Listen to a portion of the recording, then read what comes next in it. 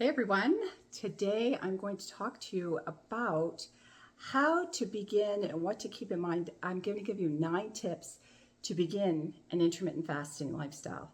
So we're going to get into it. I've lived this way since 2018. I've worked it into my lifestyle. It's changed. I come at it a little different now, but I have gotten the same results. I've gotten the results that I've wanted: fat loss, more energy, healing of my body, and the ability to do what I want to do each day, be able to jump out of bed without aches or creaks in my back, just being able to really live my life and do the things I need to do every day. So I'm just going to give you 9 tips that I have after living it for so long of what you can do to start to implement or tighten up your intermittent fasting life, adding fasting into your lifestyle. So the first tip is the first door in to an intermittent fasting lifestyle and be able to fast is your diet. There's so many things that you have to make sure that you aren't putting into your diet that will inhibit your ability to fast and inhibit the healing that the fasting can do. Now I'm going to do a video especially for that, specifically for that. But I do want to tell you what you need to make sure you're doing. Some little tips is first, get the seed oils out of your life. All the bad seed oils, soybean oil, corn oil, vegetable oil, canola oil, any kind of seed oil, peanut oil, all these seed oils, get them out of your diet because they aren't good for your body. Your body actually, it stores those bad oils in your muscle, in your organs, in different places of your body, and it causes inflammation. And it actually takes up to 2 months for that oil to be metabolized out of your system. So imagine if you're eating that all the time. It's in your body all the time, causing inflammation. It's toxic. It's not good for your health. So get oils out of your diet. Diet drinks, get rid of those because those artificial sweeteners are not good for your body, for your brain, for your longevity. They've been known to do different things and cause different things in our body that aren't good for our health. So getting artificial sweeteners out of your body. And I will say, I was an avid Diet Coke drinker for so long.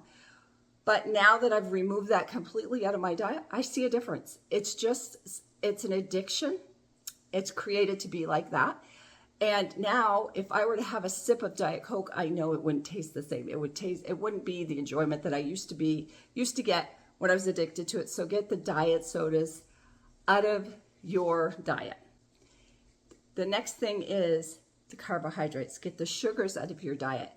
Get the grains out of your diet. The pastas, the cookies, the breads, all these things that are ultra processed, get them out of your diet. So if you remove the bad seed oils and you get rid of the artificial sweeteners and the toxins that come along with that, and you get rid of all the grains, the pastas and all that stuff, you will be on putting your best foot forward as you start into an intermittent fasting lifestyle, because those are just not good for you on any level. They cause inflammation, they're toxic to the body, and they can cause a whole array of different health issues. And remember, the more you fast, the easier it gets. It's a muscle you have to build, and you have to develop this fasting muscle by doing it a little bit over and a little bit and a little bit and adding more and more so that you can do it well.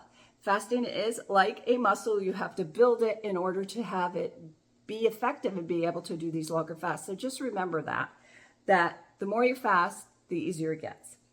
So tip number 2 is have a powerful why. Why do you want to build a fasting lifestyle? What is your reason?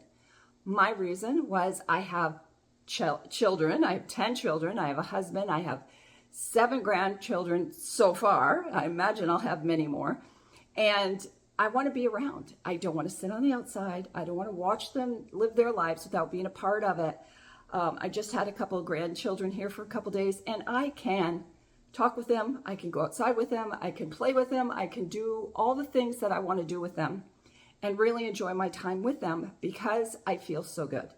So that is, you've got to come up with your own why. And like I had mentioned before, I have a father who died very young. I have a mother who is not as healthy as she could be.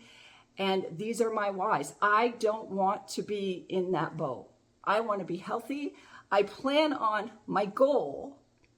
My goal is 100. And I plan on being here till 100. And I want to live life well. And I want to have a good quality of life.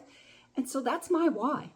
Plus, I have a passion that I want to pursue in sharing this whole idea of building a lifestyle that supports your health, your faith, your mindset, all these things that are wrapped into one, because we're body, mind, and spirit. God made us very complicated, but it's so simple. And fasting helps with all of those. And so that's my passion, to share that with other people. So that's my why.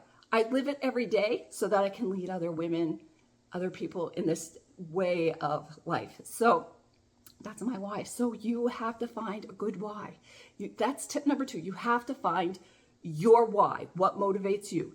Do you want to make sure that cancer doesn't come your way? Do you want to deter diabetes? Do you want to heal diabetes? Do you want to reverse diabetes? Do you want to do things in your life that'll help you lose fat? Do you want to have more energy and more brain ability when you're around your family and friends or at work?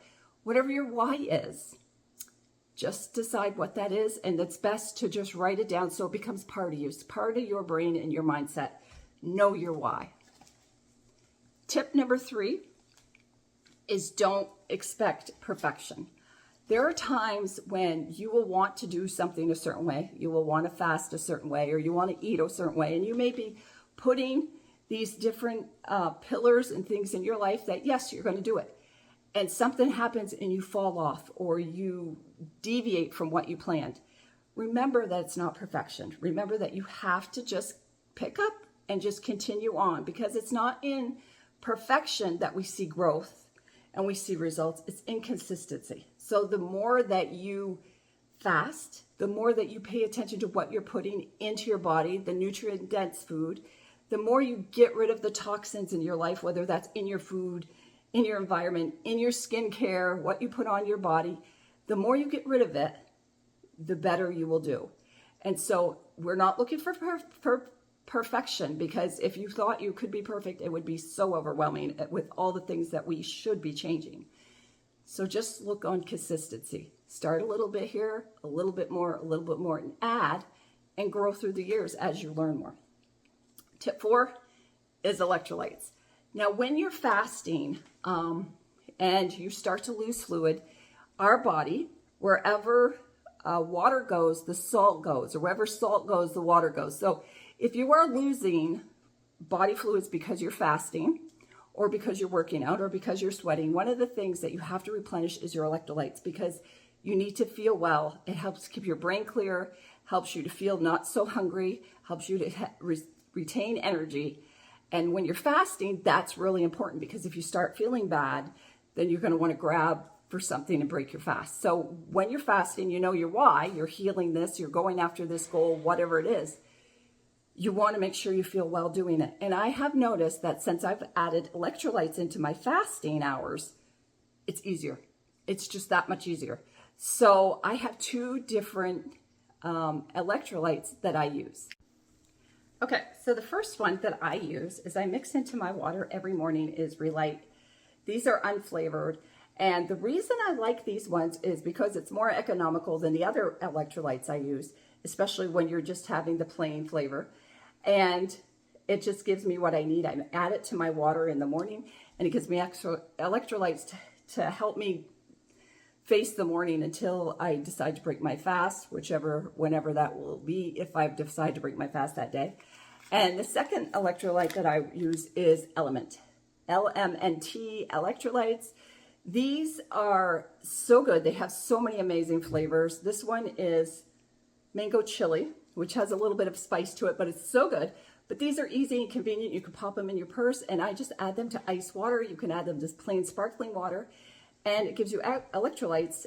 The flavored, I would only have during my eating window, but they have amazing flavors. So, Real Light and Element are 2 of my favorite electrolytes, and I'll put those links down below with discount for this one a discount for Relight, and then a free 8-pack variety pack with the Element Tea. Okay, tip number 5 is make it flexible. And this goes along with not expecting perfection, but making it flexible. One of the great things about an intermittent fasting lifestyle is that it's supposed to work into your life. Not you work into it, but it works into your life. So you can decide where is best to have your eating window. And when we say eating window, that's the time of day that you eat. And when's the best time to have your fasting window, the time when you're not going to eat. And you will set this, you'll decide your eating window, what works best for you. You can tweak it, you could change it, whatever. And it's better if you do change it a little bit because you don't want your body to get used to one certain length of fast. But be flexible. If you have something coming up, know that, okay, during that time, I'm going to eat during that time, so I'll fast longer before or longer after, whatever. If you choose you're going to fast every day and you're going to eat every day, you can move that around to accommodate special occasions, meetings. You know, if you're going to have brunch one day, you could have your eating window early. There's so much that you can do, but it's flexible. And make it flexible. Make sure that you keep that in mind, that it's flexible. I'm not stuck to one way only, but I'm going to tweak it and change it to my own preference, whatever I'm going to do that day. That's what I do. My eating window is all over the place. Mostly it's early afternoon, but there's sometimes it's later and there's sometimes it's earlier and sometimes I don't have one. And that's what I love about it. It's flexible. There's no rules I have to stick by. And so I like that. Okay, and tip number 6 is be consistent. Make sure that you are consistent when things might happen. Like I said, it doesn't have to be perfect. That was one of my tips. Make sure it doesn't have to be perfect, but this one is consistency.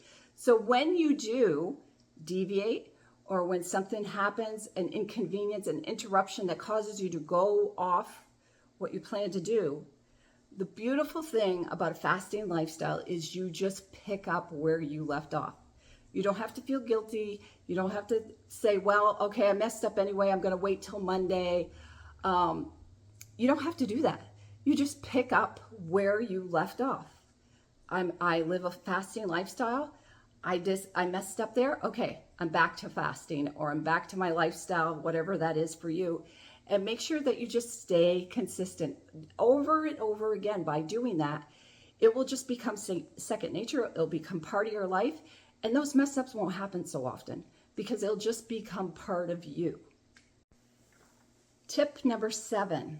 Okay, one of the things when I first came to intermittent fasting was I wanted to drop fat and I wanted to do it quickly, and intermittent fasting was the key. That and low carb was the key for me, and I dropped weight very fast. And even though I did, and I focused on that on the scale, I weighed too much probably. I don't want you to make that same mistake. I don't want you to think that that's the only measurement of your success, because it really isn't. I was so focused on the scale that I didn't realize that my plantar fasciitis had been healed within days. I didn't realize that my skin was looking younger. I didn't realize that I had so much energy and I felt better until I stopped one day and said, wait a minute, something's different. And I could really appreciate all the changes that were going on in my body, not just on the scale. So don't focus on just weight loss, because there's so much that is going on. Fasting is so healing for every system in your body. So there's healing going on inside, and maybe you won't see weight loss right off because fasting is a healing state, but it goes to the place that most needs healing. And maybe that isn't your weight. Maybe that isn't a place that you can see.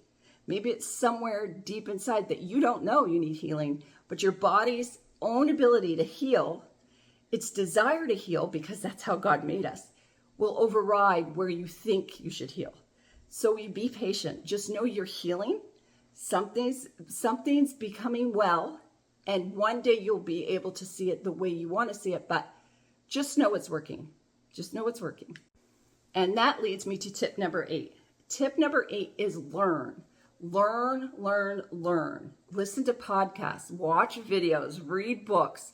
I have some really great books that I love. Of course, the first one is Fast Like a Girl. Since becoming a certified coach with Dr. Mindy, I have gone through that book cover to cover. I have listened to it on audiobook. I've gone through the training that absolutely backs up everything in that book.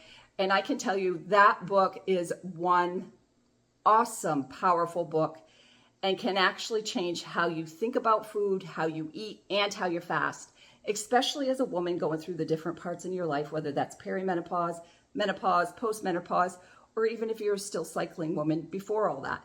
That book is great for you and can really help you get a hold of different things and help you to reverse things like hyperinsulin, too much insulin in your blood over and over again. Things like your hemoglobin A1C can bring that down, help bring that back down to where it should be. It can do so much, and there's so much more it can do. I'm not a doctor, I'm not a scientist. All I know is I've studied and I've learned, and it has built up my confidence to know that I love sharing intermittent fasting. I love sharing fasting. And even if there's naysayers, there's somebody who doubts, I know for me, it works.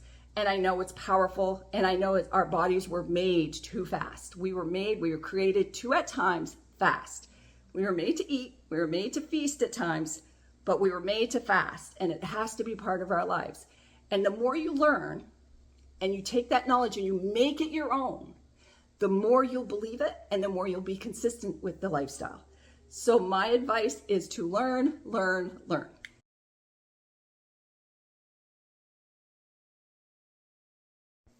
So tip number 9 is make it your very own lifestyle. You want to think of this fasting as a lifestyle, your very own lifestyle. And once you make that mind shift, it helps to make the lifestyle stick. It's not a diet. You don't just count points. You're not weighed in. You're not following some strict regimen or box food that you have to buy. Fasting is free, for one thing, and it's time efficient, and you make it your own. What else could you ask for?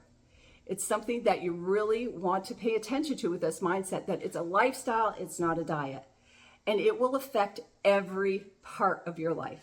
It has changed my health. It has changed my confidence. It has changed my faith. It has done so much for me. Just putting on the mindset that this is my lifestyle. I've done things I would never dream I would want to do. I am healthier than I ever thought I could be. And I'm sharing it. I'm sharing it with others that I never would have done. So I'm telling you, don't think of it as a diet. It's a lifestyle. And it's a lifestyle you can absolutely claim as yourself. You can tweak it to make it your own because we're all different. But it is amazing. And it is life-changing and life-transforming, life-healing, spiritual healing. It is so good for you. So keep learning. Keep listening. Make sure you've subscribed to this channel. Give this a thumbs up. Share it out. And I will be back next week with another video.